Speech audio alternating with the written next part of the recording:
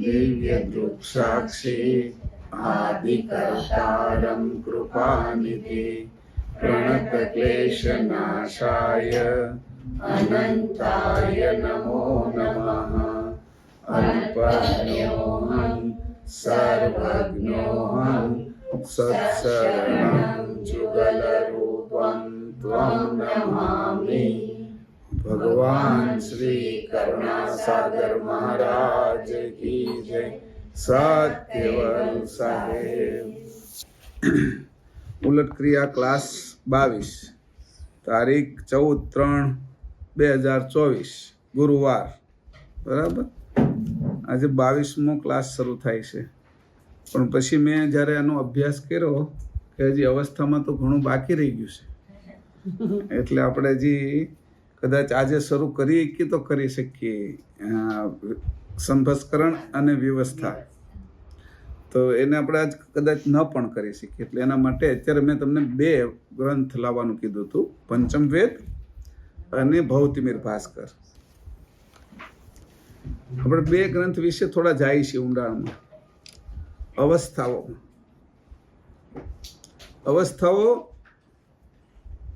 અવસ્થાઓ જે આપને કેવી રીતે લાગી, મૂળ કારણ શું છે એનું, એના માટે મૂળ રચના ક્યાંથી થઈ, કેવી રીતે થઈ, એમાં આપણે જઈએ છીએ। કોઈને રોગ થયો હોય તો એ રોગ અત્યારે જે દેખાય છે એનું કારણ ભૂતકાળમાં 2, 4, 6 મહિના, વર્ષ પહેલાંનું હોય, કોઈને 2 વર્ષ પહેલાંનું હોય।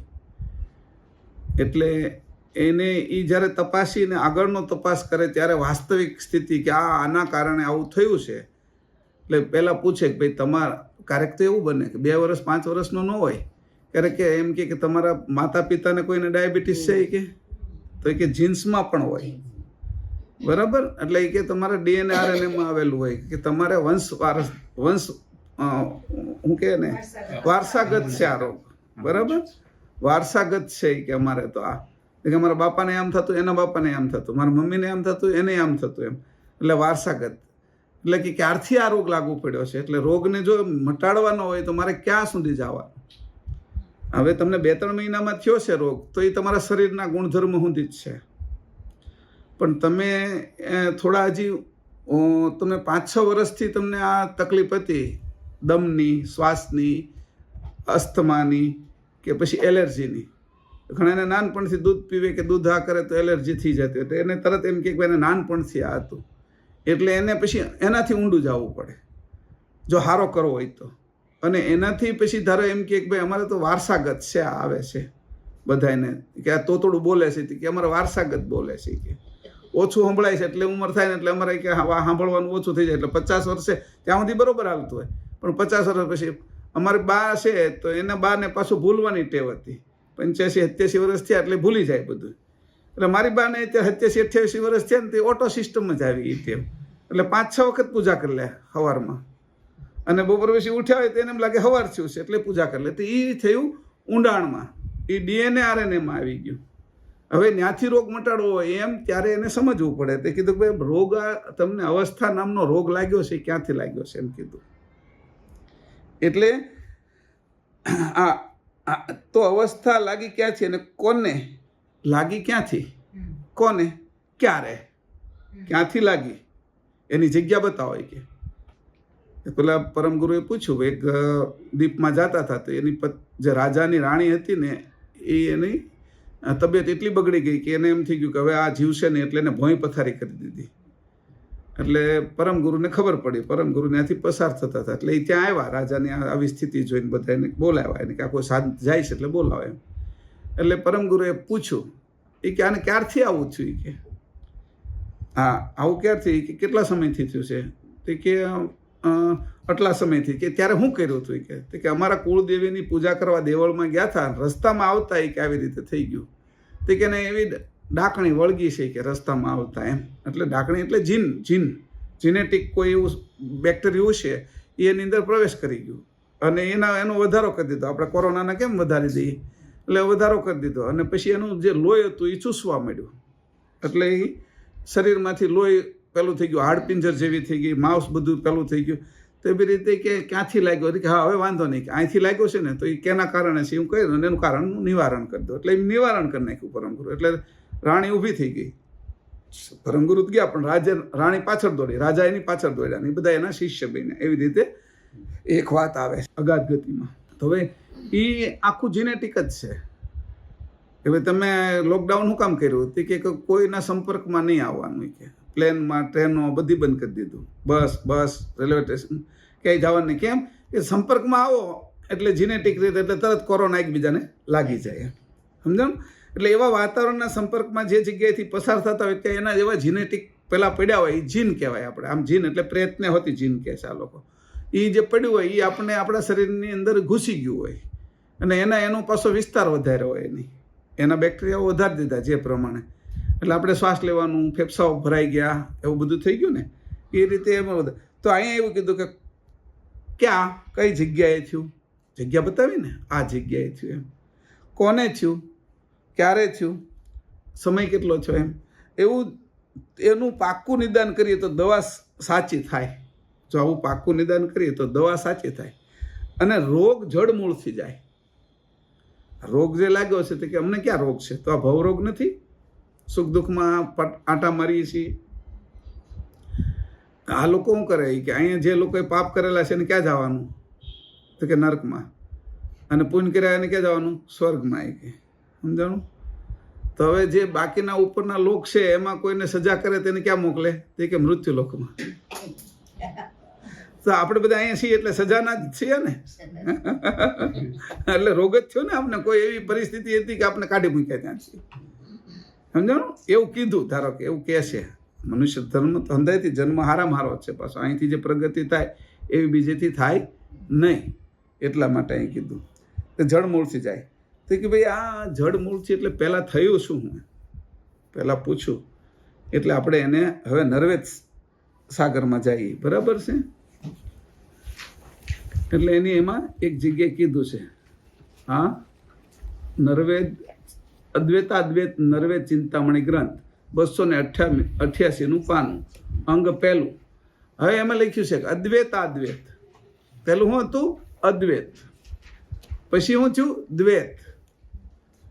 એટલે અદ્વૈત જે હતું એ કેવું હતું અને દ્વૈત કેવી રીતે થયું એની વાત કરે. નર્વેદ ચિંતામણી ગ્રંથ. આ કોને કીધું? નર્વેદ. એટલે જે વિંધુ છે, વેદ કરવો છે, વિંધુ કરવું એટલે એને આપણે પામવું છે, એને બરાબર જાણવું છે, જેમ છે એમ એને વિંધી નાખવું છે જાણથી. જેમ તીરથી વિંધી નાખી એમ આપણી સમજણથી આ વસ્તુને વિંધી નાખવી છે, જેમ છે એમ મારે જાણી લેવી છે. એ લક્ષ્ય કરવો છે અને એને મારે એ લક્ષ્યને મારે પ્રાપ્ત કરવો છે, અથવા એને મેં છેદી નાખવું છે અથવા વિંધી નાખવું છે. એટલે વેદ ઉપરથી. અને કેનાથી? વાદમ, જે પ્રાણની અંદર જે ગતિ આવી એનાથી. નર કોણ છે કે મૂળ નર.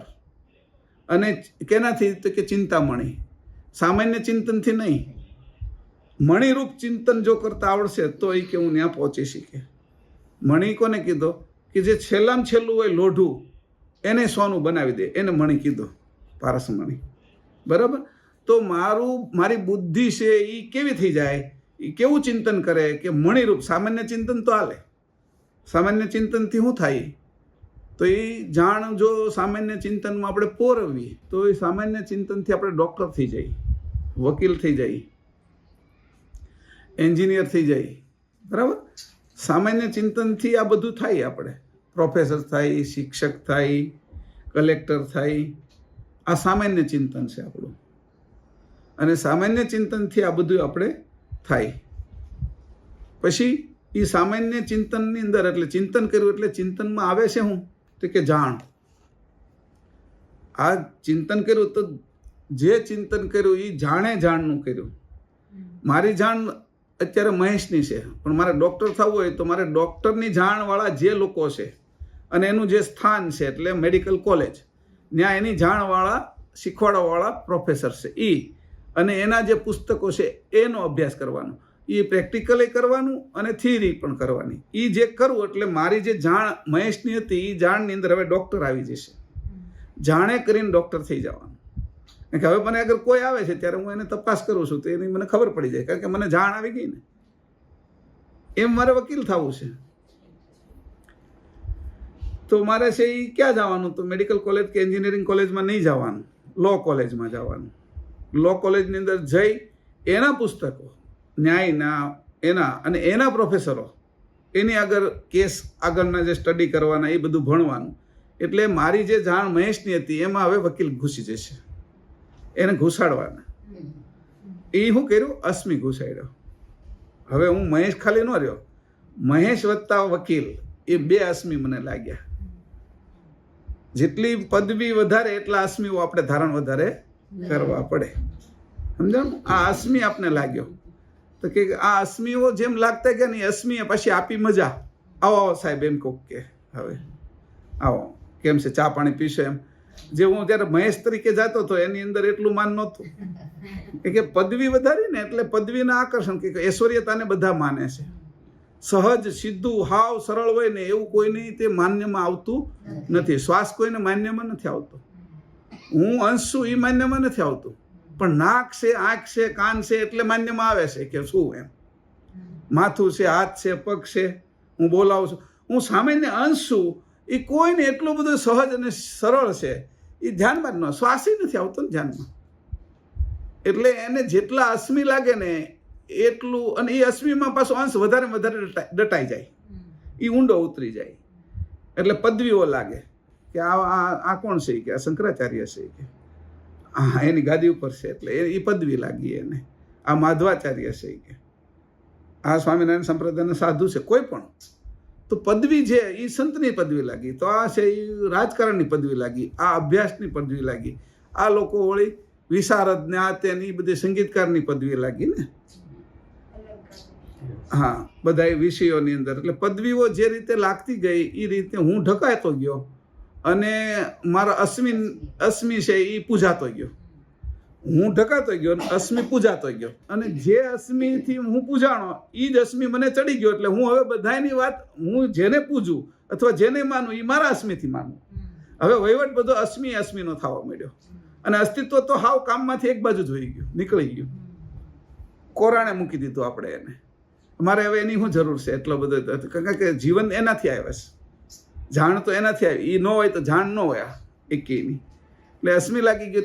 એ જે રીતે અહીંયા અશ્મિ લાગ્યો મૂળે આ બધાનો, અને ઐશ્વર્યતાની જે અસર થઈ આપને, એ અશ્મિ આ બાજુનો આ જન્મનો અશ્મિ આટલો બધો આપણે રોકતો હોય તો ઘણા જન્મનો જે છે એ અશ્મિ છે આપણો.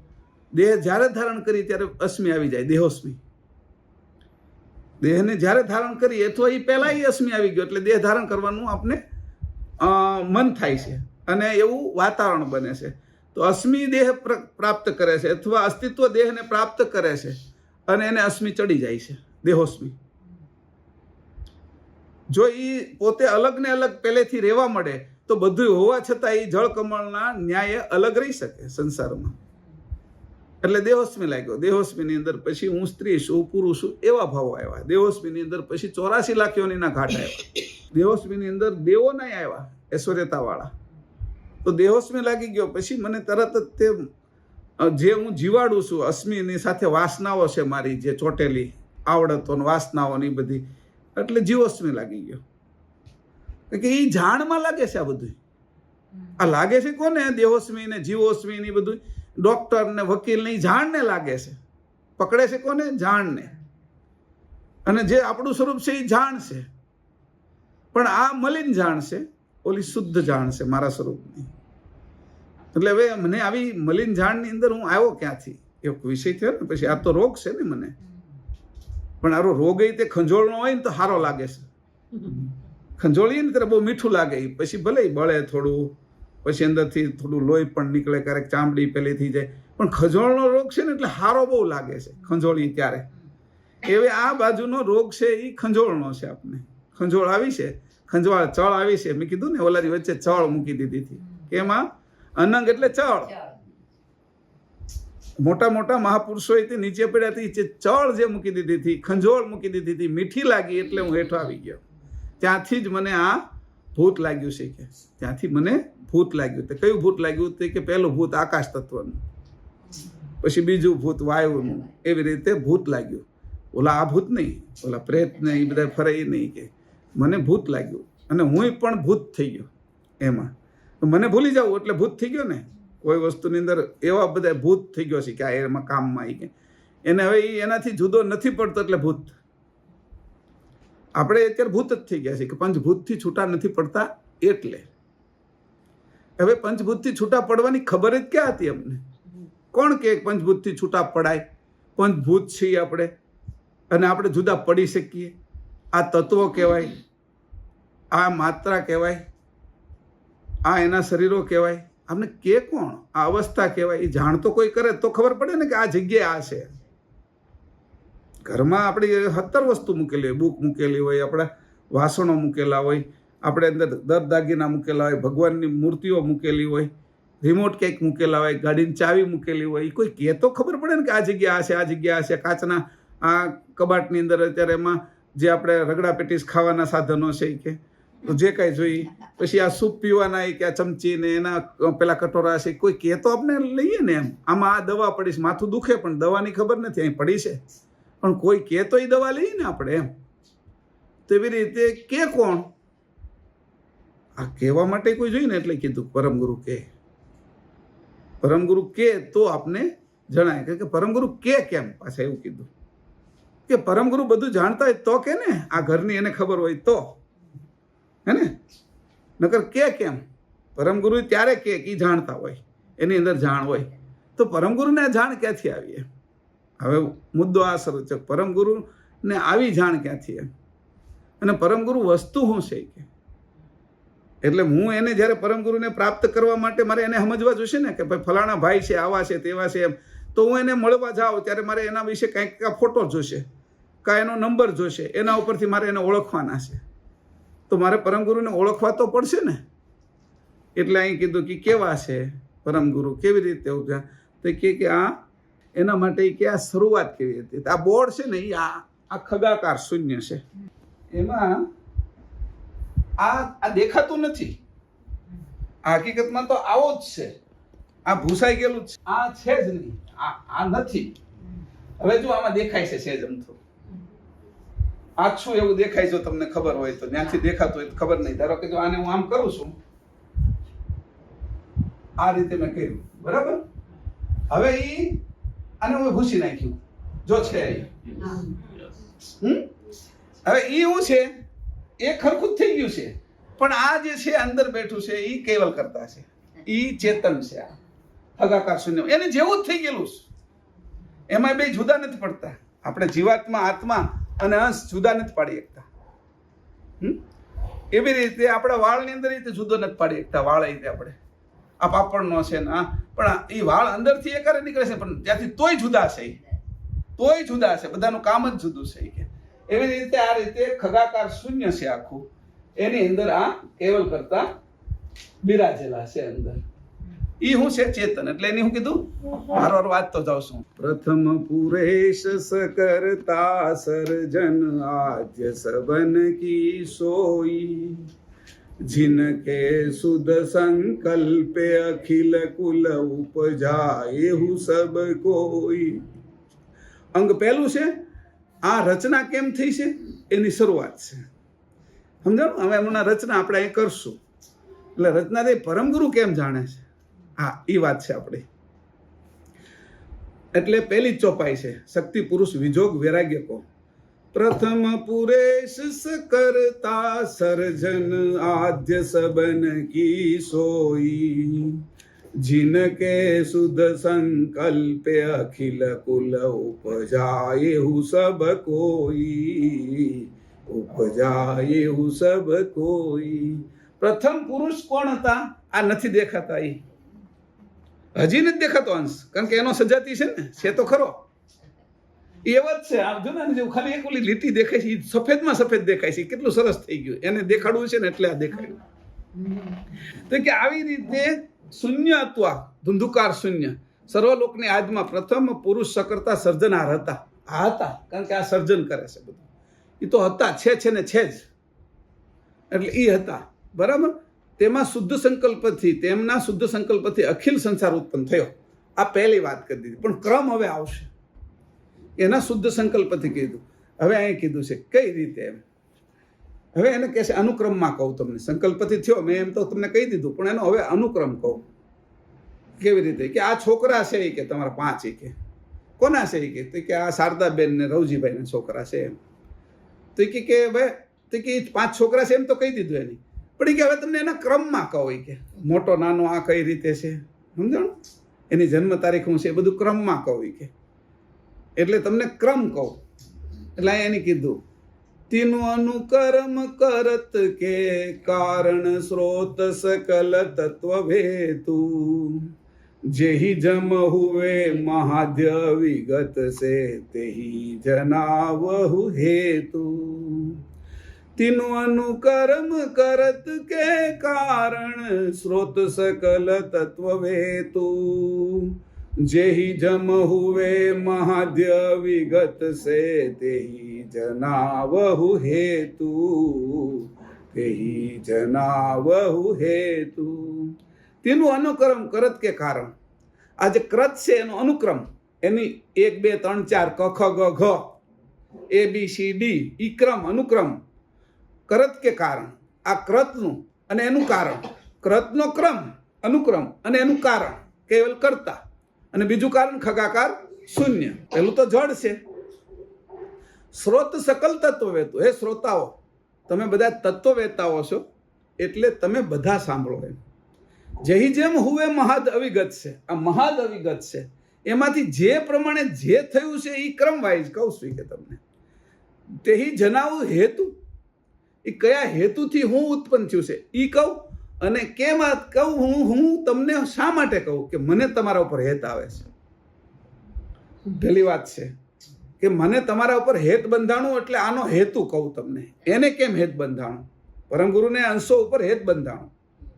અંશો એને પ્રિય લાગ્યા કે મારા સજાતિના મારા ભાઈઓ છે, અને એટલા માટે મને એના પ્રત્યે હેત હોય, કારણ કે મારા ભાઈ પ્રત્યે હેત હોય. મને 5 જણા રસ્તાની અંદર કોઈ ઝઘડો થયો હોય, લડતા હોય, તો એમાં મારો ભાઈ હોય તો હું તરત એમાં પડું જ, કે મારા ભાઈ પ્રત્યે મને હેત હોય.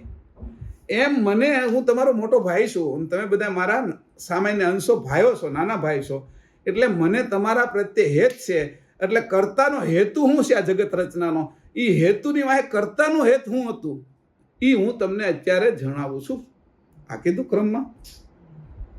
આપણે બધા હેતપ્રીતથી કહીએ છીએ કે આ પ્રેમપૂર્વક કહીએ. હું તમને જે કહું છું એમાં મારો હેતુ આ છે કે તમને મારે આપણા પિતાને બતાવવા છે.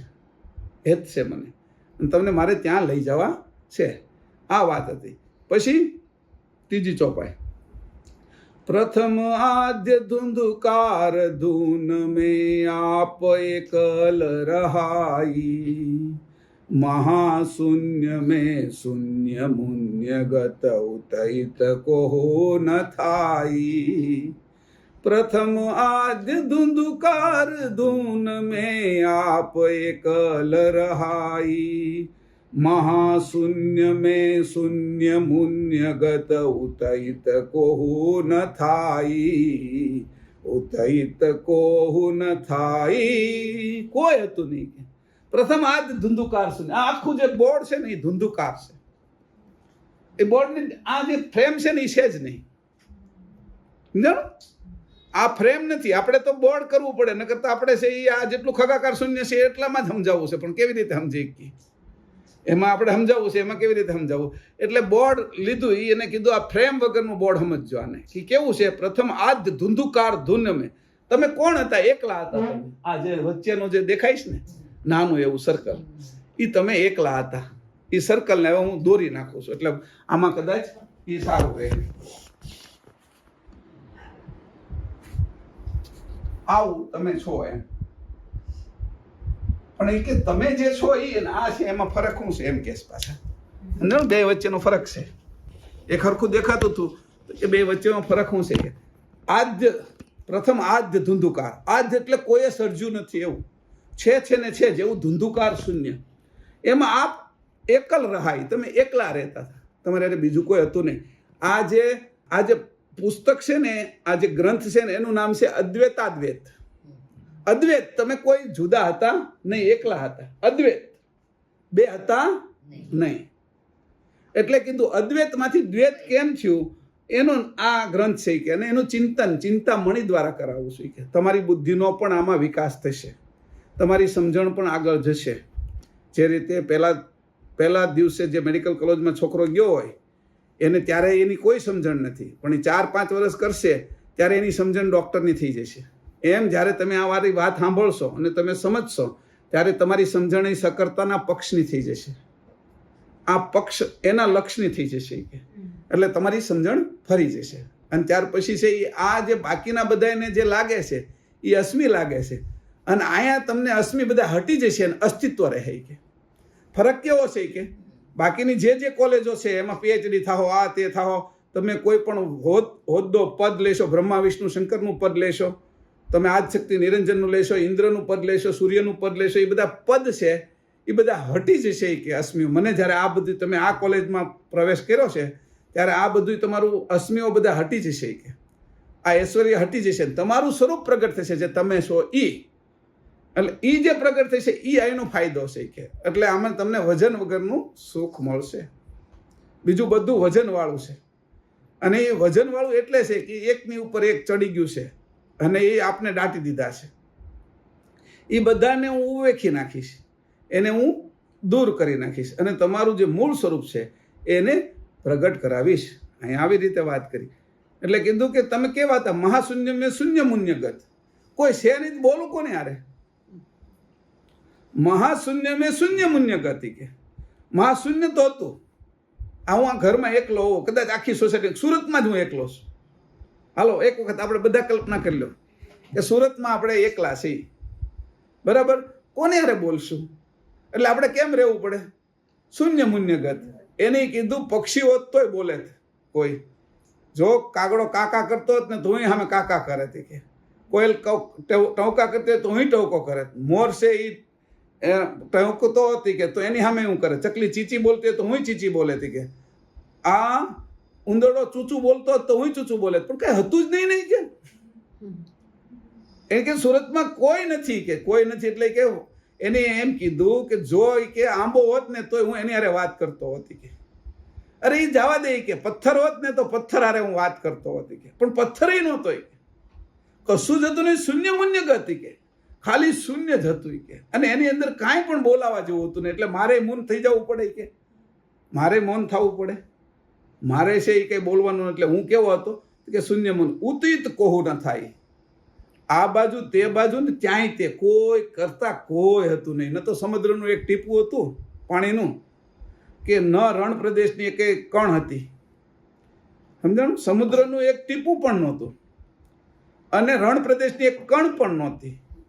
એમ હવાનો કોઈ એક પણ ઝપાટો નહોતો, એક તત્વ જ નહોતું નહીં કે હું એકલો જ હતો નહીં કે. હવે એને કહે છે કે આવું હું એકલો હતો કે એની પછી એનું આગળ ગુજરાતીમાં વર્ણન કર્યું છે પણ એટલો બધો હું સમય નહીં એમાં કાઢું, નકર આપણે છે ક્લાસ જ તે 10 કલાકનો થાય. હવે ચોથીમાં કીધું તેહી ખુદન કુ કોટી કલ્પ મહી હવિત હે જવિલાખા આપને આપ કે નિજ નરણિત કો ઉઠત હંગ સભાખા. તેહી ખુદન કુ કોટી કલ્પ મહી હવિતવ હે જવિલાખા આપને આપ કે નિજ નરણિત કો ઉઠત હંગ સભાખા ઉઠત હંગ સભાખા. એવું થયું તેહી ખુદન કુ કોટી કલ્પ મહી. સમય તો હતો નહીં પણ કલ્પ આપણે હિસાબ સમજાવવા કે છે કરોડો કલ્પ સુધી એમનેમ જ હતા. સમય હતો નહીં એટલે સમયની એને ગણતરી કરવાની નહોતી, પણ આપણે સમયમાં છીએ ને એટલે આપને સમજાવે. કારણ કે નાનું છોકરું હોય એને તમે વોટર કયો પાણી કયો એ નથી સમજી શકવાનું, એટલે તમે એને શું કહો છો કે ભૂ, અને એને તમે એમ નથી કહી શકતા કે આ વસ્તુ તારા માટે એ બનાવી છે તારા માટે હું, એને શું કહો છો તમે મમ. કેમ? એટલે એ કરતા છે એ આપણી સ્થિતિમાં આવી અને આપને એટલું કહે છે કે કલ્પ તમારી કલ્પના છે એને હું સમજી અને તમારી કલ્પનામાં આવી અને કલ્પ કહું છું. તો કે જે કલ્પના વગરનો હું હતો એવો કેટલોય કાળ વહી ગયો, એ કેટલાય કલ્પ વહી ગયા. એ કાળ તમારા માટે, મારા માટે કોઈ કાળ છે જ નહીં. એટલે એવી રીતે આપણે સમજાવાય નહીં કે કલ્પમય હવે તો હેજ વિલાખ. એમાં ક્યારેક એવું થયું, કાળ વગરનો હું બેઠો હતો, એમાં મને અંદરથી કંઈક એવું થયું. શું થયું? હવે તો હેજ વિલાખા. અંદરથી એવું કંઈક થયું, મને સમજાણું નહીં કે એટલે સમજમાં પછી આવ્યું, પણ મને અંદરથી કાંઈક એવું થયું. આપને આપ નિજ નિર્ણિત કહો. અને પછી મેં મારો નિર્ણય કર્યો. આ કેવું હોય કે ઊંઘમાંથી પુરુષ જાગે એવું નહીં. આ જે મને નથી અનુભવ એવું નહીં. અનુભવ છે પણ આ જન્મનો નથી, અથવા આ વખતેનો મને નથી. એટલે કેવું હોય કે આનો તમે અર્થ હું સમજાવવા માટે કહું છું, અને આ રીતે જ સમજી શકાશે, એની કોઈ બીજી ભાષા નથી. તો જે સ્ત્રી હોય, દીકરી હોય, એને 12 વર્ષે એને માસિક ધર્મ શરૂ થાય, અને પહેલી વખત થયું હોય ને માસિક, એટલે એ ગભરાઈ જાય. એને ખબર નથી મારા શરીરની અંદર શું ઘટના ઘટી. સમજાણું? એટલે એની જેમ આ કરતા જે બેઠા છે એની અંદર એ રીતની ઉપજણ ઉપજી. એટલે એ જ્યારે ગભરાઈ જાય, એટલે એમ કે 12 બુદ્ધિ ને 16 શાન. 12 વર્ષની થાય એટલે બુદ્ધિ આવે, પછી એને પોતાના શરીરને ઢાંકવાની ખબર પડે, કેવી રીતે મારે હાચવવું, કેમ કરવું, બધા વચ્ચે કેમ જવું. કારણ કે એ સ્વાભાવિક પ્રક્રિયા હતી કુદરતની. ઋતુ તો વનસ્પતિની આવે છે, ફૂલ આવે, ફળ આવે, એ ઋતુ છે. આ ઋતુ બદલાય છે. એમ જ્યારે ઋતુ શરીરની અંદર પણ આવી, મહદને ઋતુ બદલાય છે તો પિંડ નહીં બદલાય છે, પણ એને એ અનુભવ હતો નહીં. ત્યાર પછી એને એમ થયું કે હું સ્ત્રી કહેવાઉં છું. એ પહેલાં સ્ત્રીની કે પુરુષની એ બહુ સમજમાં એ નહોતી. ભલે એ ભણતા હોય આ તે, પણ એનો જે અભ્યાસ થયો, એના અંદરની અંદર સ્ત્રી તત્વ જે ઉત્પન્ન થયું, એવી રીતે એની અંદરથી આ હંગ ઊભું થયું. સાંભળજો, આ જ વસ્તુ પુરુષને થાય 16 વર્ષે. એટલે 12 બુદ્ધિ અને 16 શાન, એવું કે પુરુષને 16 વર્ષે થાય. એ પહેલા એને પુરુષનો બહુ વિશેષ અભ્યાસ નથી, એટલે અંદરથી એનું વીત પાકે. ત્યાર પછી એના અંગોમાં જે મળમૂત્ર ત્યાગવાના હતા, એ જ અંગોની અંદર બીજા સ્રાવો આવવા મળે. એટલે આ રીતે કરીને જે ઘટના ઘટી, એ ઓલો પણ શરમાય છે, ઓલાને પણ હવે બીક લાગે છે કે મને શું થઈ ગયું, એટલે ડરે છે. કારણ કે એની ક્યારે અનુભવ જ નથી કર્યો. પણ કરતા ડરતા નથી, કારણ કે કરતા છે એ અખંડ છે, અને આપણે છે દર વખતે ખંડિત થાય છે. આપણે ગયા જન્મનો અનુભવ છે, એની આગળના જન્મનો છે. પશુ પક્ષીમાં ગયા તો બધાને આ ઘટના ઘટી સમયે. સમજાણું? એવું નથી કે આપણે જ ઘટી છે, અને એ કોઈ એવી ઘટના નથી કે એ હીન હોય. જગતની રચનાનો એક પાર્ટ હતો. તો એવી રીતે અહીંયા કીધું ઉઠત હંગ સભાખા. એની અંદરથી જે હંગ ઉત્પન્ન થયું, પછી નિજ નિર્ણય કર્યો. એની નિજ નિર્ણિત છે, અને જે આપને આપકો નિજ નિર્ણિત છે, પોતે જ નિર્ણય કર્યો જ્યારે. અને હંગ સભાખા એટલે એની બે વચ્ચે એક પ્રક્રિયા થઈ. ખગાકાર શૂન્ય, અને એની વચ્ચે પોતે આ ચેતન છે, આ જળ ભાગ છે, અને આ ચેતન છે. બરાબર? હવે આ ચેતન, આ જળ ભાગ છે, આ જળ ભાગ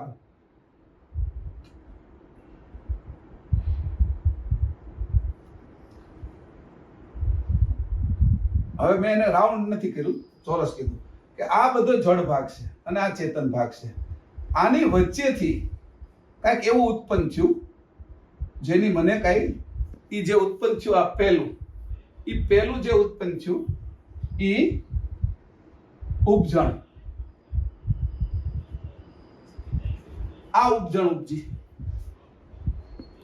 આ જે ઉપજણ ઉપજી એના 2 ભાગ થયા. આ પહેલી ઉપજણ ઉપજી એ અદ્વૈત ઉપજણ હતી. આ જે પહેલી ઉત્પન્ન થઈ અદ્વૈત ઉપજણ, એ વચ્ચેથી ઉત્પન્ન થઈ. દેખાતી નહોતી, પોતાનામાં હતી, અને ખગાકાર શૂન્યની અંદર અમુક તત્વોને એની ખેંચ્યા. એનાથી જે દ્રશ્ય પદાર્થ ઉત્પન્ન થયું એનું નામ ઉપજણ. એટલે પહેલી જે ઉપજણ ઉપજી એ અદ્વૈત ઉપજણ. દ્રશ્ય હતું નહીં. જે રીતે કે અદ્વૈત ઉપજણ એટલે શું? માની હારે જે બાળક જોડાયેલું છે એ અદ્વૈત કહેવાય. સમજાણું? માના પેટની અંદર જે નાળથી બાળક જોડાયેલું છે એ અદ્વૈત છે. કર્તાની સાથે એ અદ્વૈત રૂપે જોડાયેલા હતા, નાળ સાથે. એ ત્યાંથી છૂટા પડેલા નથી. બરાબર?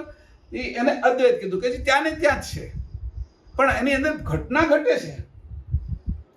માના ઉદરની અંદર બાળક અદ્વૈત છે પહેલા મહિનાથી લઈ તો 9મા મહિના સુધી ઘટના તો ઘટે જ છે.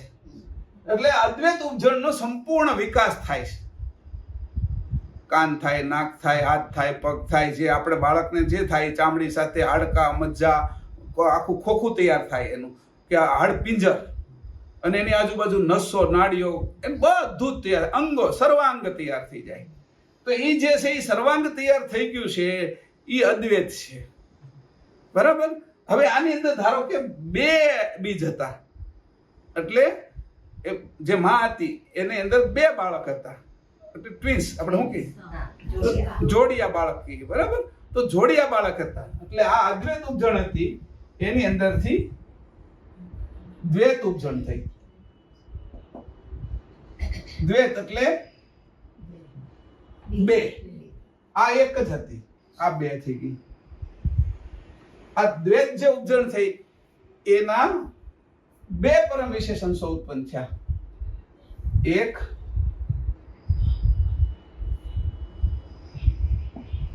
અંશ અને બીજો.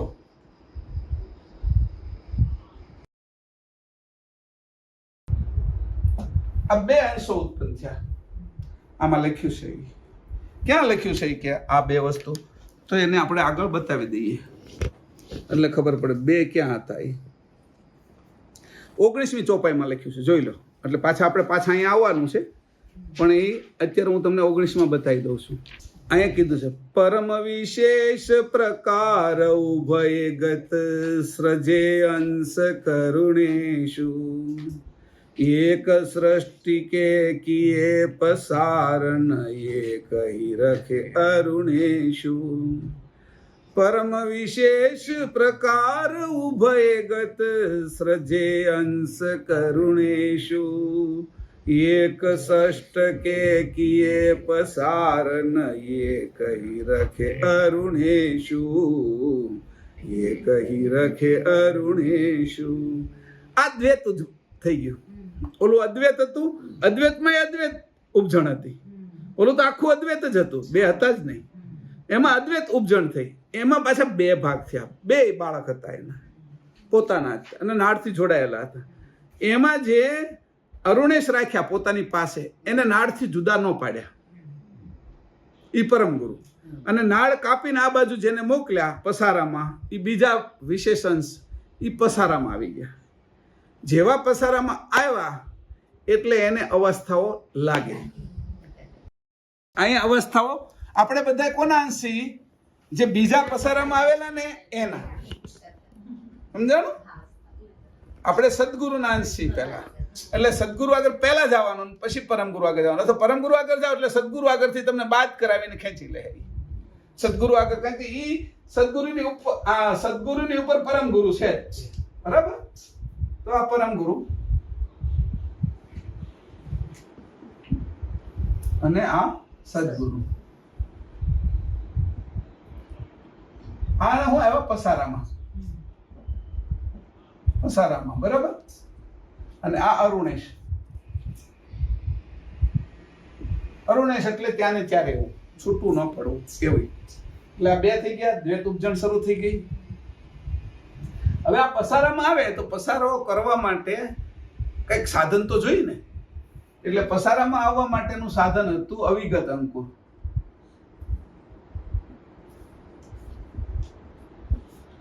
અવિગત અંકુર હતું, એની અંદર 6 રકમો હતી: ચૈતન્યતા, ઐશ્વર્યતા, આરત, સુરતા, અક્કલ અને નૂરતા. ઉપરથી લીધું.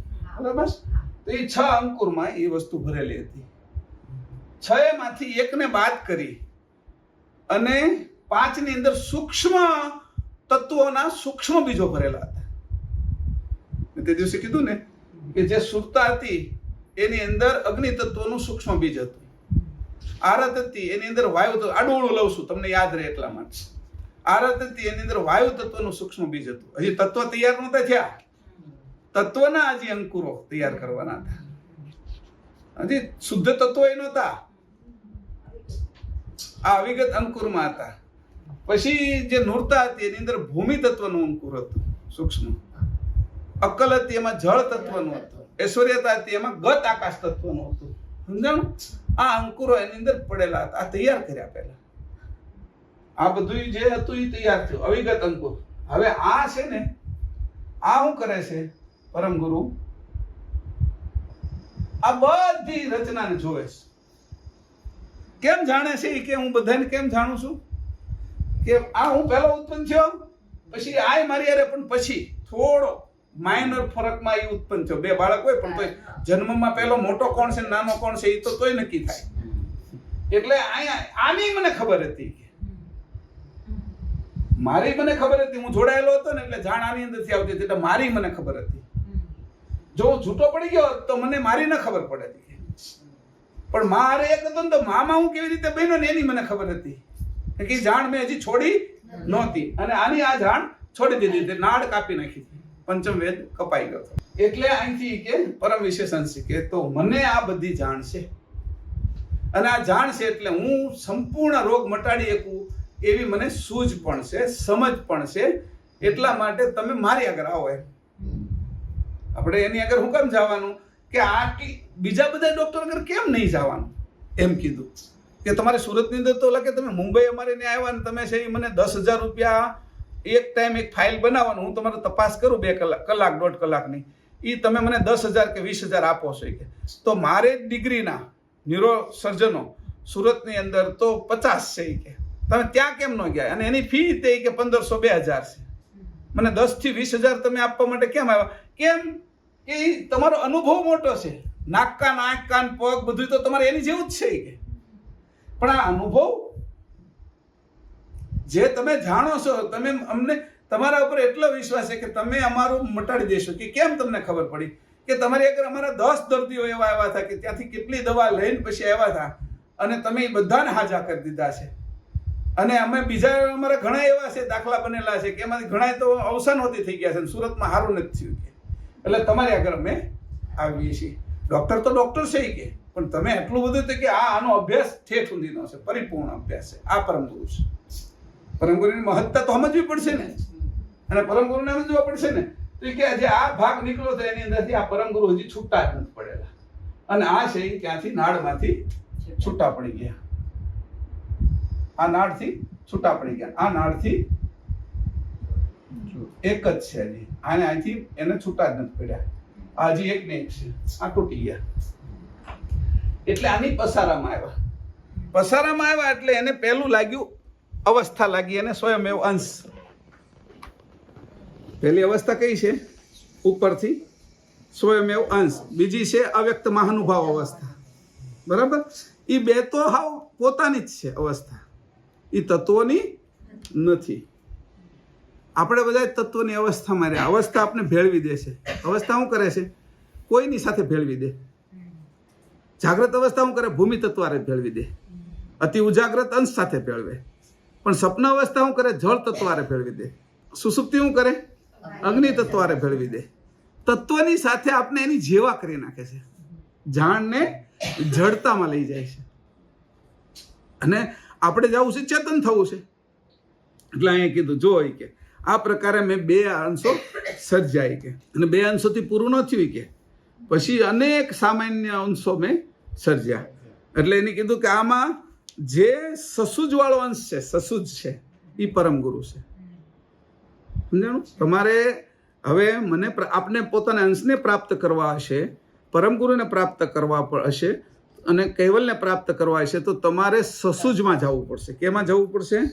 સસુજમાં. એ ક્યાં આપ્યું છે? વિશ્વ વિદ્વાંસ નિધિ ગ્રંથમાં 16 અને 25મા સિદ્ધાંતમાં આ વિશે નાની મોટી વાત કરેલી છે. બરાબર? પછી કે આ જે પરમ વિશેષ અંશ છે ને, વિશેષ અંશો છે, આ પરમ વિશેષમાંથી આ જે બીજો અંશ છે ને વિશેષમાં આવી ગયો. એટલે એ કેમ આવ્યો? સૂજમાં. બરાબર? અને આપણે બધા સામાન્ય અંશી, આપણે કેમ આવ્યા? અસૂજમાં. આપણું ભાન જ નથી. આપણે ઘાટે જ થઈ ગયા છીએ બધા. જુઓ ને, જે નામ લ્યો ને, જે આપણે ઘાટ છે સ્ત્રી પુરુષના, એના જ આપણે મશગુલ છીએ એની અંદર. કેમ? અશુદ્ધ છે બાકીની બધી, શુદ્ધ છે જ નહીં. હવે સૂજમાં છે એ કોણ છે? તો કે વિશેષ અંશો બધા. એમાં આ બાજુ આવ્યા એ પરમ વિશેષ અંશ, એ સૂજમાં છે. સૂજની સાથે શું જોડાયેલું છે? તો કે ધર્મ જોડાયેલો છે. તો સસુજની સાથે શું છે? તો કે સુધર્મ. આપણે કેમાં આવવાનું છે? કે સસુજથી સુધર્મ પ્રાપ્ત કરવાનો છે. શુદ્ધથી શું થાય? ધર્મ પ્રાપ્ત થાય. અને અશુદ્ધથી શું થાય? અધર્મ. પછી એની સ્થિતિ કેવી થાય? કે સસુજ છે, સુધર્મ પાળે છે, તો એની દશા વિજ્ઞાનમય હોય. એની દશા વિજ્ઞાનમય હોય. સૂજ અને ધર્મ પાળે છે એની દશા કેવી હોય તો કે જ્ઞાનમય. અને અસૂજ અને અધર્મમાં છે એની દશા કેવી હોય? અજ્ઞાનમય. અજ્ઞાનમાં. એટલે આપણે બધા અજ્ઞાનમાં આવી ગયા કે એવી રીતે પરમ વિશેષ અંશ વિશેષ અંશ સૂજવાળા છે એ પરમ વિશેષ, સસૂજવાળા છે એ પરમ વિશેષ અંશ, સૂજવાળા છે વિશેષ અંશ અને અસૂજવાળા છે સામાન્ય અંશો છે. આપણે આ વાત સમજી લેજો. આપણે આમાંથી સૂજમાં, સૂજમાંથી સસૂજમાં જવાનું છે. એટલે વિકાસ કરવાનો છે આપણી સમજણનો. જાણ કેમાં લઈ જવાની છે? સસૂજમાં. આ જાણ સસૂજમાં લઈ જવા માટે, કારણ કે પહેલેથી આપણે ખબર હોય ને તો આપણે જાય જાણ એ બાજુ, નકર બીજે રોકાઈ રહી કે આટલું મોટું મહત્વનું કામ તો રહી ગયું કે પછી કોઈ આ મહાત્માની વાહેન, આની પાછળ, આ સિદ્ધાંતની અંદર ને આ દર્શનની અંદર એમાં આપણે દોડ્યા કરી તો આપણે ફસાઈ જઈએ ને. કારણ કે એ બધું નીચેની અવસ્થા છે, તારું સ્વરૂપ નથી. તને તું જેનાથી તું આ બધું જાણે છો એ તું છો, એ તારું સ્વરૂપ છે. પણ તું જે બહારનું જાણે છો એ તો બધું જ જડ વસ્તુ છે, કે એ બીજું છે. પરાવલંબિત છો એટલે પરતંત્રતા, તને સ્વતંત્ર પ્રાપ્ત નહીં થાય. સ્વતંત્રતા તો પરતંત્રતા એટલે ગુલામીમાં છો. એ ગુલામીમાં એટલે આપણે ઘાટની ગુલામીમાં, અવસ્થાની ગુલામીમાં, અંતસ્કરણની ગુલામીમાં, એમાં અંશ ફસાણું. અસ્મિઓની ગુલામીમાં અસ્તિત્વ ફસાણું. સમજાણું? એને એમાં આકર્ષણ થઈ ગયું. એ આકર્ષણની અંદર આ ફસાણું. ત્યાં પાછું કીધું એને. આગળ હવે આપણે વાંચીએ. ચોથી પછી છે ઘણું અવસ્થા માટે જ હું અત્યારે આ ડીપમાં જાઉં છું. એટલો બધો કે તમને ખબર પડી જાય ને એકવાર તો નીકળવાની પાકી ખબર પડે, ક્યાંય બીજી જગ્યાએ રોકાય નહીં. ચોપાઈ 5મી. હવે અહીંયા શું કીધું એની કે હવે જો આ હંગ ઉત્પન્ન થયું એટલે કે મેં તમને સંકલ્પ કીધો, પણ સંકલ્પ કાંઈ પહેલા ઉત્પન્ન થયો નથી કે એટલે હું કેવો હતો એનું મારું સ્વરૂપ કે તો અનામી અનંત બ્રહ્માંડાધીશ વિશ્વ કરતા સર્જનાર એવું મારું સ્વરૂપ હતું. મેં આ બાજુ વિશ્વની રચના કરવા માટે એવું નામ ધારણ કર્યું. મારું નામ કોઈ હતું ને એટલે મેં કીધું અનામી. પછી મારું કોઈ રૂપ નહોતું એટલે અનંત કીધું. અનામી અનંત બ્રહ્માંડાધીશ, અનંત બ્રહ્માંડો જેની ધારણ કર્યા છે, ઉત્પન્ન કર્યા છે અને નાશ કરે છે એવી જે ઘટના છે એ મારી અંદર ઘટે છે. બ્રહ્માંડાધીશ વિશ્વ કરતા, અનંત વિશ્વ મેં કર્યા છે. વિશ્વ કરતા હું કોણ છું? સર્જનાર. કેમ કે બીજું ખગાકાર શૂન્ય કોઈ સર્જન કરી શકે એવું હતું નહીં, કારણ કે જડ હતું. હું આ ટેબલ મારી કરતા મોટું હોય, વજનની અંદર એ મોટું હોય, હું એને કહું તું કંઈક બીજું કંઈક તારાથી કંઈક જે બને એ નવું કંઈક બનાવી દે, તો એ બનાવી નથી દેવાનું, કારણ કે જડ છે. એમાં દિવાલને કહું કે તું કંઈક બનાવી દે, પણ એક નાના છોકરાને કહું કે તું કંઈક કર, તો એની અંદર ક્રિયા છે. એ ફૂલ તોડીને લાવશે મારી આગળ, અથવા મારી ઉપર એ ઘા હોતી કરશે, મને મારશે હોતી, પણ એ ક્રિયા કરશે. કારણ કે એની અંદર ચૈતન્યતા છે, ચેતન છે. ત્યારે એ કીડીની અંદર એને તમે લોટ આમ નાખશો તો કીડી એનું કામ કરશે, પણ દિવાલ નહીં કરે, કારણ કે ખગાકાર શૂન્ય છે, એ જડ છે, એની અંદર કોઈ પણ ક્રિયા છે નહીં. અને ચેતન કેવલ કરતા છે એટલે એની અંદર બધી જ ક્રિયા છે. અને આ જડ ખગાકાર શૂન્યને કેમ ચલાવવું એની સમજ એને છે. એમાંથી હું બનાવું એની એને સમજ છે. ક્યાં તત્વો કઈ જગ્યાએ પડેલા છે અને એને કેમ ઉત્પન્ન કરવા એની એને ખબર છે. ઓલો આ તો આ તરત જોવે છે કે આટલું બધું ઘાસ ઉગ્યું છે કે, અને એના મનમાં દીવો છે, એના મનમાં દીવો કરવો છે. હવે જો એ ઘાસને હુકવીને બાળે તો ધુમાડો થાય, રાખ થાય. તો કે મારે રાખે નથી થવા દેવી અને ધુમાડો નથી થવા દેવો, એવો મારે દીવો કરવો છે. એટલે એને એ સમજ છે કે આ ઘાસ લીલું છે, સરસ મજાનું, આ ગાય દોવા દે છે ને એને ખવડાવી દઉં. અને ગાયને ખવડાવી દીધું. 2-3 દિવસ પછી એ જે આખું એની અંદર દૂધમાં રૂપાંતર થયું, દોઈ નાખ્યું. એની પછી દોયા પછી મેળવી દીધું, દહીં બનાવીને વલોવી નાખ્યું, વલોવીને માખણ ઉતારીને તાવી નાખ્યું અને ઘી બનાવીને દીવો કર્યો. કે એને આખી ખબર છે ક્યાં શું છે, કઈ રીતે કરવું છે એમ. એટલે ચેતનની અંદર આટલો ચેતન અને જળમાં આટલો ફરક છે. જળને કાંઈ ખબર નથી, ચેતનને બધી જ ખબર છે. અને આ તો પરમ ચેતન છે. હવે એનું સ્વરૂપ કીધું કે આ તો મારું, મેં તમને કીધું અનામી અનંત બ્રહ્માંડાધીશ વિશ્વ કરતા સર્જનાર. એ પછી કીધું કે હું કોણ, મારો ગુણ હું, તો એને કીધું પરમ મહદ સુજાણ જાણ સ્વરૂપ. કેવું છે મારું સ્વરૂપ? પરમ મહદ, સામાન્ય નહીં, પરમ મહદ સુજાણ જાણ. શું? પરમ મહદ સુજાણ જાણ સ્વરૂપ, એ મારું સ્વરૂપ છે. અને એ જે મારું સ્વરૂપ છે એમાંથી જાણ મેં કાઢી. એ હું કાઢ્યું તો કે અદ્વૈત ઉપજણ. અદ્વૈત ઉપજણ જે મેં કાઢી, એ જે મારી અંદરથી કાઢી, એટલે એ તો મારામાંથી જ કાઢી ને મેં. એ જે મેં કાઢી એટલે એ ઉપજણ ઉપજી, એ બેયની સંધિમાં ઉત્પન્ન થઈ. કોની? ખગાકાર શૂન્ય જે જળ હતું એમાં, અને ચેતન જે કેવલ કરતા હતા એની સંધિ વિશે. હવે આ જ વાત અહીંયા મારે તમને કરવી છે કે જે ઉન્મુની અવસ્થા અને જાગ્રત એની સંધિ વિશે અંશ છે. જે રીતે ખગાકાર શૂન્ય અને ચેતન કૈવલ કરતા એની વચ્ચે જે છે એ પરમ ગુરુ છે. પરમ જે પહેલી ઉપજણ ઉપજી એ પરમ ગુરુ, સમજાણું? એ પરમ વિશેષ અંશ છે, અને આપણે સામાન્ય અંશ છે. એ આ વિશે છે અત્યારે અવસ્થાના ભેદે. એની અવસ્થા નથી, ત્યાં તો અતિ ઉજાગ્રત સ્થિતિ છે, પણ તોય એને બે જ્યારે કરવા થાય ત્યારે એને આધાર લીધો હતો બે વચ્ચે. કોઈ પુરુષ કોઈ નર, એ જ્યારે એક કોશી છે એની સિવાયના જે અનેક કોશી થયા, એ કોઈ એકલા પોતે પોતાનું સંતાન ઉત્પન્ન કરી શકતા નથી. એ પુરુષ હોય સ્ત્રી હોય તોય તે, એ પછી મોટામાં મોટો રાજા હોય તોય પોતે એકલો સંતાન ઉત્પન્ન ન કરી શકે. મોટામાં મોટી વિદુષી હોય સ્ત્રી તો પણ ન કરી શકે, કારણ કે એ બેયના સંયોગથી થયું. તો અહીંયા ઉન્મુની અને જાગ્રત એના સંયોગના વિશે એ આપણે પોતે અંશ રહ્યો છે. આવું પરમગુરુ કે પિંડ બ્રહ્માંડની સંધિ છે એ કે. તો એ જે જગ્યા છે એમ અહીંયા પરમગુરુ ક્યાં છે એનું હવે સ્થાન નક્કી થઈ ગયું. આપણે સ્થાન નક્કી થાય તો એ જગ્યાએ તમે એડ્રેસ તો આપો મને, તો એ હું એ ડૉક્ટરને બતાવવા જાઉં ને. મુંબઈ તો ઘણું મોટું, એમાં તો કેટલાય પરા આવી કે ચન્ની રોડથી લઈને આ લાઈન સુધી આવો તો વસઈ સુધી અથવા અહીંયા વિરાર સુધી હવે આવી ગયું છે. ઓલી લાઈન ઉપર જાઓ તો ક્યાંય પૂના સુધી પહોંચી ગયું છે કે. તો મારે એમાં ગોતવા ના ક્યાંય કે, અને હું ખાલી તમે એમ કહો કે ભાઈ મલાડની અંદર છે, તો મલાડ કેટલું બોરીવલીમાં છે, બોરીવલી કેટલું મોટું છે કે જેની અંદર ઓછામાં ઓછા 10 લાખ લોકો રહેતા હશે કે.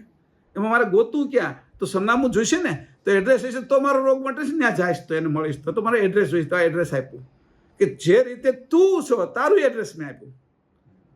તું ક્યાં છો? તો સુરતમાં. તારે કેમ જવાનું? તો કે વંદે ભારત જાય છે અથવા અગસ્ત ક્રાંતિ જાય છે, એમાં તારે જવાનું. એટલે આપણું એ જગ્યા આપી કે એમાં જવાની એની દશા આપી, આપણે જાણથી જવાનું છે. અને કેવલ કરતા પરમગુરુને જ પહેલા મળવાનું છે. કેવલ કરતા તો કઈ રૂપ નથી, રૂપ અરૂપથી પર વસ્તુ છે. તો આપણે મળશે કોણ? સજાતી આપણા કોણ છે અંશના? તો એ કે પરમગુરુ. અને પરમગુરુ છે ક્યાં? તો એને બતાવ્યું કે આ જગ્યાએ છે. ભલે પરમગુરુ અહીંયા કુબેર સ્વામીના રૂપે આટા મારતા હોય, પણ એની જાણ ક્યાં છે? તો કે એની વચ્ચે ખગાકાર શૂન્ય અને કેવલ કરતાની વચ્ચે. પછી એ પાસે છૂટા નથી પડેલા, એટલે નાડ જોડાયેલી છે બાળકની જેમ. એ તો ત્યાં જ છે, અહીંયા હોય છતાંય ત્યાં જ છે. જેમ કરોળીઓ નીચે હોય છતાં લાળ તો જોડાયેલી જ છે, એટલે તો ત્યાં જ છે. એની જેમ જાણ જોડાયેલી છે. આ રીતે કરીને કીધું કે આ જે ઉપજણ ઉપજી એ શું થયું? તો કે અહીંયા ચોથી ચોપાઈમાં આપણે વાંચીએ, તે ખુદ સકરતા ધણીને કરોડો કલ્પના અંતે પોતાની આપોઆપ સહજ અચાનક હેજ એટલે નિંદ્રામાંથી અચાનક અણચિત્વે જાગૃત થયા તેવી રીતની ઉપજણ ઉપજી કે જેને સંકલ્પ કહી શકાય નહીં. સંકલ્પ તો પાછળથી થશે કે જગતની રચનાનો. આ તો હજી મેં આ ઉત્પન્ન કર્યું છે, તો કે સંકલ્પ કહી શકાય નહીં. અને મેં એના 2 દ્રષ્ટાંત આપ્યા, સ્ત્રીમાં અને પુરુષમાં, 12 વર્ષ ને 16 વર્ષના. એ જ રીતે અહીંયા ઉપજણ ઉપજીશ. આને અકસ્માત નહીં કહેવાય. અનુભવ નથી એટલે અકસ્માત કહીએ, પણ અકસ્માત હોતો નથી. કાંઈ સમજણ નથી આવતી તો અકસ્માત આપણે કહી દઈએ, પણ કારણ તો હોય છે અકસ્માતનું કે બ્રેક ન લાગી, ઓલાને ઊંઘ આવી ગઈ, આમ કઈ પેલું થઈ ગયું, તો કારણ તો હોય જ છે અકસ્માતનું. એટલે કારણ વગર અકસ્માત નથી જાણતા, એટલે એને કહે અકસ્માત. સમજાણું? અકસ્માત નથી. ત્યાં કીધું અણચિત્તે જાગૃત થયા તેવી રીતની ઉપજણ ઉપજી કે જેને સંકલ્પ કહી શકાય નહીં. સંકલ્પ વિશે હવે પછી કહેવામાં આવશે. આવી રીતે આ મને અચાનક શું થયું એવી સ્ફૂર્ણા થઈ. જે મેં તમને કીધું ને, અચાનક શું થઈ ગયું, કારણ અનુભવ તો હતો ને એનો. એની સ્ફૂર્ણા થઈ ને તે ઉપજણને સજાણ જાણ નેત્રથી દીઠી. જે એને જોઈ તો એ કે નથી આવી આંખોથી ન જોઈ, સજાણ જાણ નેત્રથી દીઠી. તે કરતા કેવલની બાહ્ય દ્રષ્ટિ જાણવી. જે જોયું બહાર કે આ મને શું થયું, એ બાહ્ય દ્રષ્ટિ જાણવી. હવે આ ઉપજણ જે ઉપજી તે અને તે જોનાર બાહ્ય દ્રષ્ટિ, એ જોનાર એ બંનેને જાણનાર તે કરતાની અંતરદ્રષ્ટિ જાણવી.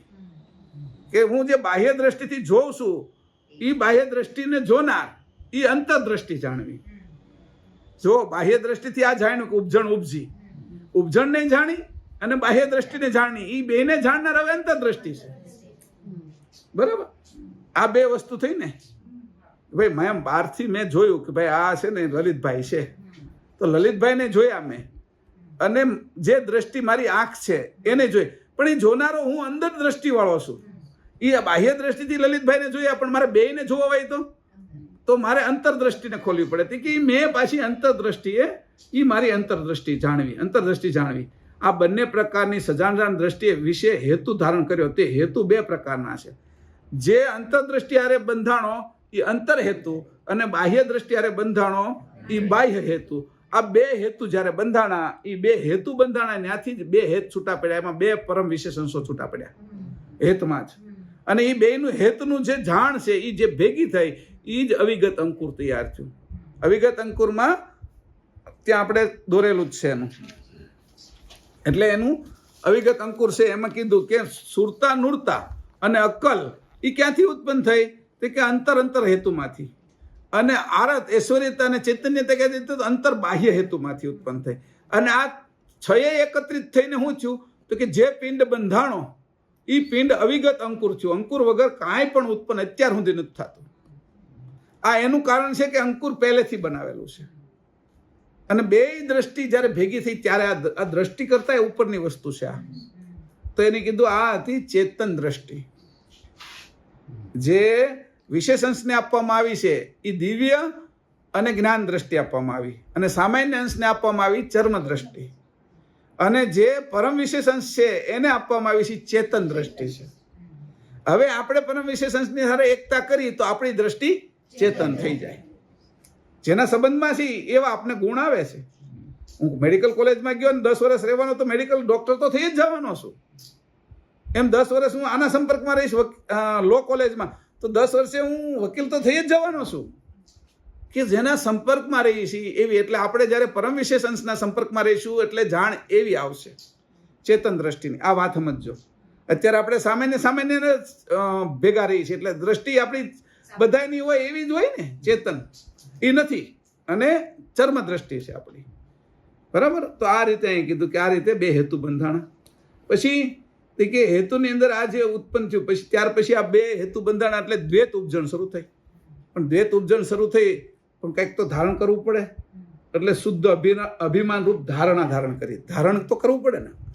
તો જે પહેલી ઊભી કરી શુદ્ધ અભિમાન રૂપ ધારણા. હવે જે ધારણા ઉત્પન્ન કરી એને પણ જાણવી તો પડે ને વ્યવસ્થિત રીતે. એટલે સામાન્ય વિચારથી નહીં જણાય મારે આ બધી વસ્તુ. તો મારો અક્કળ વિચાર રૂપ સજાણપણું ઉત્પન્ન થયું. કે હું સજાણપણું ક્યારે ઉત્પન્ન થયું? અક્કળ વિચાર મેં કર્યો. તમે સામાન્ય વિચાર કરો તો ઘરે આજ હું બનાવશું, કાલ હું બનાવશું, કયો કાર્યક્રમ રાખશું. પણ તમે અંશના પક્ષમાં, કર્તાના પક્ષમાં, પંચમ વેદના પક્ષમાં, અવસ્થાના ઉલટ ક્રિયાના પક્ષમાં વિચારો તો તમે તમારો વિચાર કેવો છો? અક્કળ વિચાર. તમારો વિચાર હવે અક્કળ થઈ ગયો. તમે જે નથી કળી શકાય એવાને કળવા માટેનો વિચાર શરૂ કર્યો. અને આ તમને શીરો બનાવતા તો આવડે છે, તમને થેપલા બનાવતા આવડે છે, ભજીયા બનાવતા આવડે છે, અનેક વાનગીઓ તમે બનાવો છો ને અનેક વાનગીઓ ક્યાં મળે છે એની તમને ખબર છે. અને નથી મળતી તો નેટની ખબર છે કે આમાંથી આ તપાસ કરીને ઓર્ડર આપી દઈએ તો ઘરે આવી જાય છે. અને ક્યાં ફરવા જવું છે, એની ટિકિટ કેમ થાય છે, કેવી રીતે ફરવા જવાય છે, ગરમ છે તો આવા કપડાં લઈ જવા, ઠંડુ વાતાવરણ છે આવા, વરસાદ હોય તો આવું, એ બધી જ આપણને ખબર છે. એને અક્કળ વિચાર ના કહેવાય. ક્યાંય બહાર જવું છે તો એનો પક્ષ શું છે? શરીરના પક્ષમાં બહાર જાઉં છું. અંશના પક્ષમાં જ્યારે બહાર જતા શીખશો, અંશના પક્ષમાં જ્યારે સમજણમાં જતા શીખશો ત્યારે એને અક્કળ વિચાર કહેવાય. તો જે અક્કળ વિચાર થયો છે ત્યાં આપણે પણ જવું પડશે. તો એ શું છે? સજાણપણું. આપણે પછી સજાણ થઈ જઈશું, જાગ્રત થઈ જઈશું. એ સજાણપણું. પછી એવું થયું, આટલું થયા પછી કે જોવા જાણવા રૂપ ભાવના ઉત્પન્ન થઈ. જો મને ભાવ જ ન, એટલું બધું થઈ ગયા પછી ભાવ જ ન થાય મને, તો હું બહાર જવાનું છોડી દઉં. પહેલાં એવું થયું હોય મારે, ભાઈ આપણે છે એ કુલુ મનાલી જવું છે, સ્વિટ્ઝરલેન્ડ ફરવા જવું છે, કે કેરળ ફરવા જવું છે, એવું થઈ ગયું, અભિમાની ધારણ કર્યું. પણ હવે મને એના પ્રત્યે ભાવ નથી થતો, તો ત્યાં ટિકિટ કરાવવા જાવ ને ત્યાંથી હોતી પાછો આવું. મને જવું જ છે એવો ભાવ એ હૃદયનો છે, એ દ્રઢ થાય. એટલે જોવા જાણવારૂપ ભાવના એ જ્યારે નક્કી થઈ એટલે હવે મને જોવું જ છે. એ ત્યાં જઈ કુલુ મનાલીમાં જવું છે, ફરવું છે, બરફમાં લપસપટ્ટી ખાવી છે, અને જે કાંઈ કરવું છે એ. પછી કેરળમાં જવું છે તો આવું કરવું છે. એ બધી જે કાંઈ અહીંથી મગજમાં આવવાની મારે જોવું છે, એ જાણવું છે, એવી જે ભાવના દ્રઢ થઈને એટલે પછી શુદ્ધ સંકલ્પ થયો અને ટિકિટ લઈને જ આવ્યા. સમજાણું? તો આવી જે અકળ વિચારની જે સ્થિતિ છે એ ઉત્પન્ન થઈ કે તો આવી રીતે કરીને પેલો શુદ્ધ સંકલ્પ થયો. હવે આ જે વાત હતી મારી એ તમને જે કહેવાની હતી એક જ વિષય આપણે અત્યાર સુધી ચાલ્યો કે ભાઈ જે રીતે કૈવલ કર્તાની અંદર અને ખગાકાર શૂન્યની અંદર એની મધ્યની અંદરથી પરમ વિશેષ અંશ ઉત્પન્ન થયો અને પરમ વિશેષ અંશ એની સાથે જોડાયેલો રહ્યો. હવે આપણે છૂટા પડી ગયા પણ આપણે જોડાઈ શકીએ એમ છીએ. આપણે નથી જોડાઈ શકીએ, આપણે બંધ નથી થઈ ગયું બધું. સમજાણું કે હવે ગયા એટલે ગયા જ એવું નથી થઈ ગયું. તમને કોઈ જાણ આપે, કોઈ સમજણ આપે તો જોડાઈ શકીએ એમ છીએ પાછા. તો એ સમજણ છે એ ક્યાંથી લીધી હતી કે એ સમજણ આપે કોણ? જે જોડાયેલો હોય એ. તો જોડાયેલા કોણ છે? તો કે પરમ ગુરુ. અને એ સમજણ એને બધી કેમ છે? તો કે એના સહિત એની સાથે જોડાયેલા એટલે કર્તાની સમજણ એનામાં છે. કર્તાની બે એકમેક છે, એને બે જુદા ન ગણવાય કે એટલે કર્તાની સમજણ ટોટલ એની અંદર છે અને પોતે ઉત્પન્ન થયા છે એની સમજણ છે અને મારો ભાઈ જે ઉત્પન્ન થયો છે જે પસારામાં ગયો એની સમજણ છે અને વિશેષ અંશો ઉત્પન્ન કર્યા એની સમજણ છે અને સામાન્ય અંશોની સમજણ છે. તત્વની ખબર છે, સત્વજ્ઞાનની ખબર છે, બ્રહ્મજ્ઞાનની ખબર છે અને કૈવલ જ્ઞાનની ખબર છે. એવા પરમ ગુરુના ચરણમાં જવાથી ઈ ક્યાં છે ને હું ક્યાં છું તો એ બેયનું મિલન કરવાથી, એ પતિવ્રતા ધર્મ પ્રાપ્ત કરવાથી આ અવસ્થાના ભેદને આપણે વટી શકશું અને એની ઉલટ ક્રિયા સાચી થશે. હજી 2 ક્લાસ કદાચ થઈ જશે આના. કારણ કે હું આને જ્યારે સ્પષ્ટ સમજાવીશ ત્યારે ખબર પડશે કે આ કેટલું સરળ, કેટલું વ્યવસ્થિત છે. કારણ કે હજી બીજી બુક તો એક ખોલવાની જ ન આવી. પંચમ વેદ મારે ખોલવાનો છે, પછી છે એ આ સક્રત ચિંતામણી ખોલવાનો છે. આ વિષય તો પસારાનો જ છે.